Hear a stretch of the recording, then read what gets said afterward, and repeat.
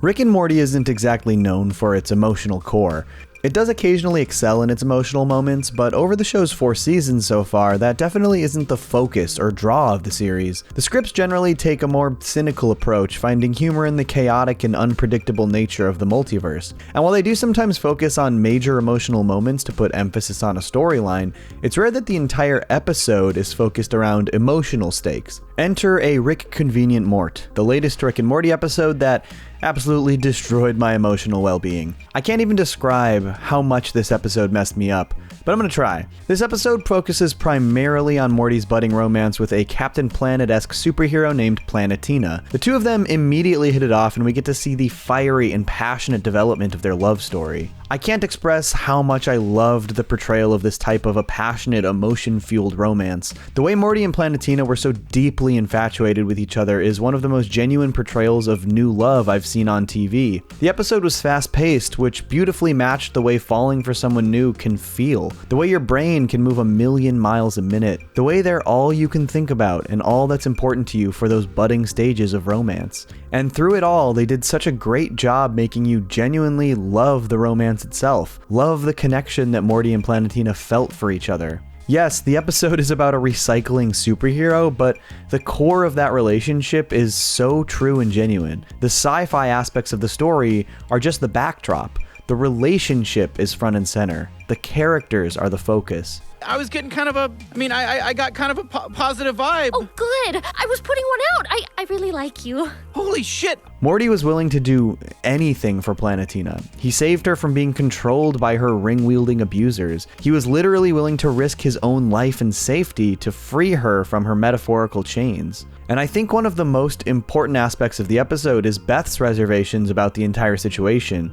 She is clearly not on board with what's going on between Morty and Planetina, and as we see it from Morty's perspective, it feels like she's being unfair. I've been all over the universe, met hundreds of people, and Planetina's the only one I've ever met that makes me feel like I belong, and you just kicked her out of our house! Morty. But the reality is that she recognizes the nature of their romance, and I think in the end she was only trying to protect Morty. But the truth is that when this kind of bond is forged deep in the most passionate fires of infatuation, important relationship steps fall to the wayside. And as soon as Morty freed Planetina and they were able to continue their relationship uninhibited, this is when they started to see the ways they don't fit together as a couple fundamentally. We were so close. You murdered 300 people. And you murdered my kids. They were gonna sell you away forever. And having this episode end with Morty breaking Planetina's heart was both incredibly bold and also the perfect way to illustrate why this is so painfully genuine. This wasn't a story of two people falling out of love,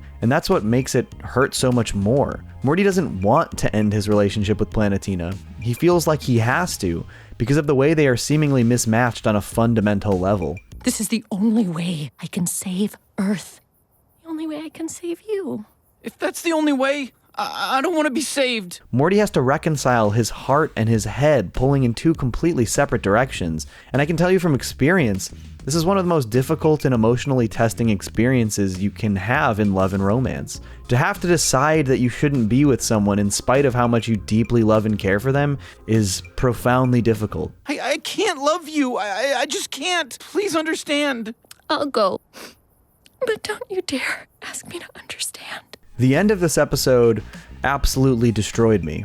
Heartbreak sucks, and seeing someone experience it on this level, even in a comedy sci-fi cartoon, it can kind of be triggering. They say time heals all wounds, and I think time does heal some wounds. But honestly, I don't know if time heals all wounds. I think time helps distance you from the pain, but old wounds can reopen. And I think the character who knew this best was Beth. She tried so desperately to protect Morty from the pain that she knew was coming. One of my biggest criticisms of this show is how they tend to undercut some of their best emotional character-based moments with humor. I know it's a comedy show first and foremost, but almost all of my favorite episodes end on an emotional beat, not a comedic one. And this episode's entire final few sequences are almost devoid of comedy.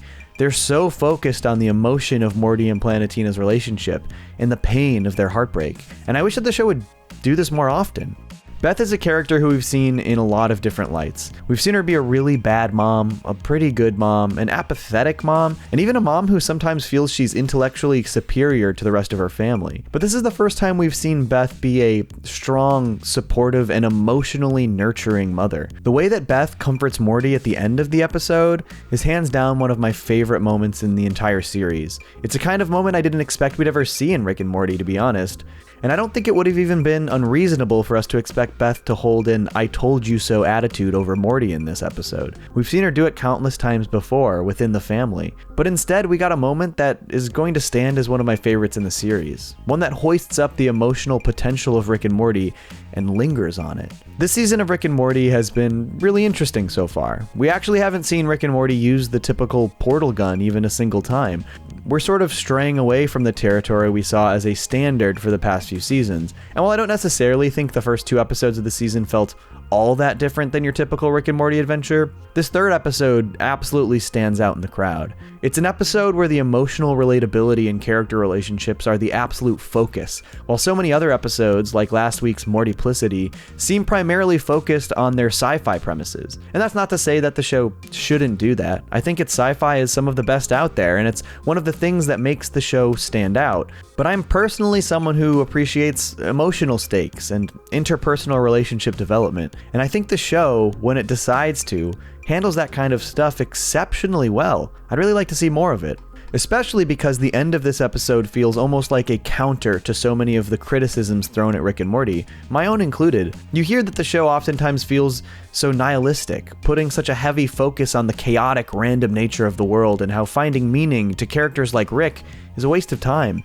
But this episode, I think, states the opposite, because Morty's connection with Planetina wasn't meaningless. It's something that's going to change the way he looks at the world, the way he approaches his life and love and his own future. The ending of A Rickconvenient Mort probably hit me harder than any Rick and Morty episode I've ever seen. Maybe that's because I relate to it, or maybe it's because it was executed so perfectly. It's probably a combination of the two, but it's an episode that perfectly showcases why I love TV and storytelling. Even in a fictional universe where literally anything can happen, the characters' journeys exhibit a reflection of ourselves, a reflection that can make us see the world and our own struggles in a different light, and maybe even help us understand ourselves on a deeper level. I think this is a special episode of Rick and Morty, and like I said, I hope we see more like it. She's gone. I loved her so much. I know you did, honey.